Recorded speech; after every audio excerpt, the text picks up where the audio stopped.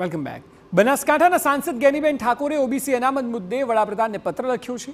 OBC અનામતને 2 ભાગમાં વહેંચવામાં આવે તેવી માંગ કરી. સવર્ણ સમાજ સાથે જોડાયેલી જાતિઓ અનામતનો વધુ લાભ લઈ લેશે. 5 કે 10 જાતિઓ ઓબીસી અનામતનો લાભ વધુ લઈ રહી છે. સામાજિક રીતે પછાત જાતિઓ લાભથી વંચિત રહે છે.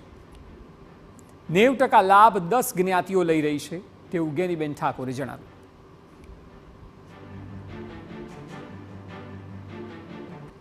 અમારી પોતાની માગણી એ ઓબીસી માટે એ રીતે છે કે કોળી ઠાકોર નહીં પણ સમગ્ર ગુજરાતની અંદર જે વસ્તીના ધોરણે 27% અનામત છે એમાં જેની વસ્તી વધારે હોય એને એ પૈકીમાં જ અનામત આપે.